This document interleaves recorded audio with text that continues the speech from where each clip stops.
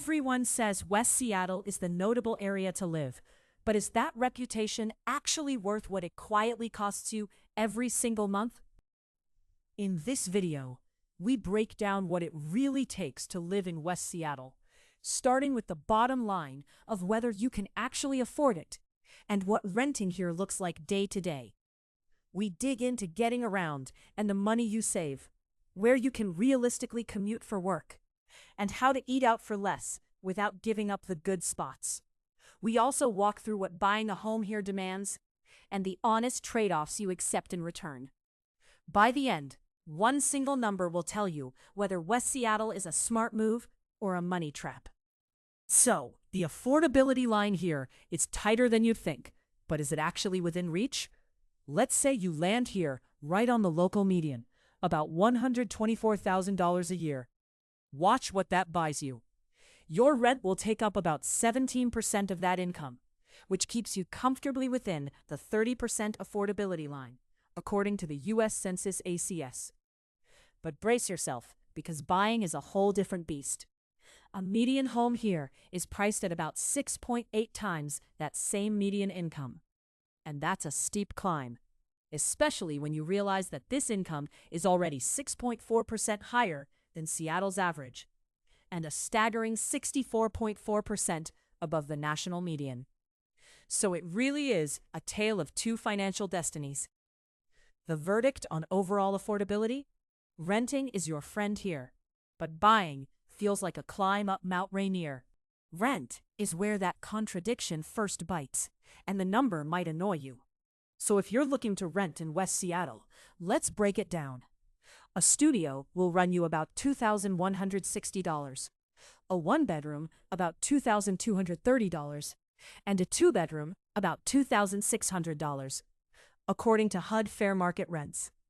That one-bedroom sits 3.9% above the Seattle metro average, and rents haven't exactly been kind over the years. A one-bedroom went from about $1,770 in 2018 to $1,800 in 2022, and now it's at $2,230. That's a 26% jump since 2018. So why rent instead of buy? Well, with a median home running at 6.8 times your income, renting at 17% of that income starts to feel like the more manageable option. The verdict on renting? It's manageable, as long as you can handle the rising tide. A car is helpful here, but the savings might surprise you. In West Seattle, walkability is a big win. With a walk score of 90, you can easily ditch the car for plenty of errands, and that's about 22% above Seattle's average, according to Walk Score. Transit, though, is a different story. The transit score is 46, which is about 23% below the citywide average. So, what about biking? With a bike score of 69, it's a viable option for getting around and saving on transportation costs, even if it lands about 3% below the citywide biking average. So here's the verdict on getting around. Your feet are your best friends, but think twice before relying solely on public transit. So, how easily can you reach your job from here? In West Seattle, the commute story is really all about connections. For starters, it's served by the Link Light Rail, which gives you fast, grade-separated regional rail options. Then there's King County Metro's Rapid Ride Line C, connecting South Lake Union and downtown, as it cruises through local hotspots like the commercial areas of California Avenue Southwest and Fauntleroy Avenue Southwest. That same route also reaches the Fauntleroy Ferry Terminal by way of Lincoln Park, and it continues on to Westwood Village over on S.W. Barton Street. And if you need another option, Route 50 runs to Alki Beach and California Avenue Southwest from Othello Station down in South Seattle, which keeps downtown and east side jobs within reach, though you'll lean more on buses than on rail. So here's the verdict on commuting. It's manageable. Just be ready for a bus-heavy routine. Can you satisfy your taste buds without breaking the bank? Picture this. It's Friday. You've got $20 and no patience. Let's start with the genuinely cheap and genuinely good, because Luna Park Cafe clocks in at 4.5 stars with 2,732 reviews. Stepping up a notch, but still easy on the wallet, check out Bakery Nouveau with 4.8 stars from 1,848 reviews. Or La Chingona Mexican Cuisine, also 4.8 stars with 1,160 reviews.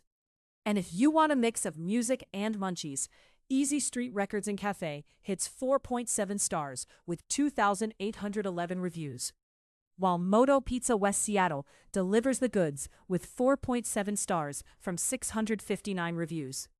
Then there's Olympia Coffee Roasting, Maharaja Cuisine of India, Talarico's Pizzeria West Seattle, Buddha Ruksa, and Matador West Seattle, which each boast stellar ratings, all serving up lower-priced meals that won't make your wallet groan. So here's the verdict on dining out. Your taste buds will thank you, and so will your bank account. For those rare few in a position to buy here, let me give you the quick scoop. The median home sells for about $865,000, and it typically goes in just 13 days on the market, according to Redfin. That's about 1.7% below Seattle's average, but it's still a hefty 206.8% above the national home price. And while sale prices have dipped about 1.6% year over year, they're up a significant 13.4% over 5 years. The good news is that with roughly 29% of listings cutting their price, buyers do have some leverage. So here's the verdict on buying. It's brutal unless you're the one seizing a price cut opportunity. Weighing the cost factors can save you big time. And here's the trade-off in one line. You weigh the home price multiple and the rent trend against everything you save by needing your car less. The balance between housing costs and transport savings could tip the scales in your favor. So what's the verdict on the trade-off? Consider your lifestyle priorities, because the savings might just offset the sticker shock. So here's the bottom line. The one number that decides it all is that median home price, about 6.8 times the local income. Let's recap how we got here.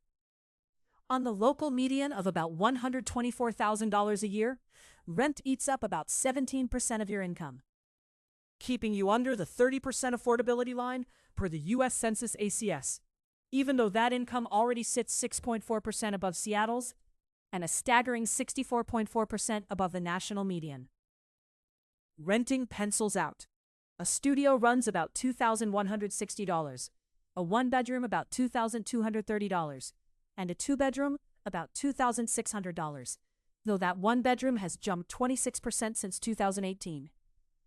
Getting around, your feet shine with a walk score of 90, 22% above Seattle's average, while a transit score of 46 and a bike score of 69 round it out. The commute leans on Rapid Ride Line C and the Link Light Rail, so expect a bus-heavy routine.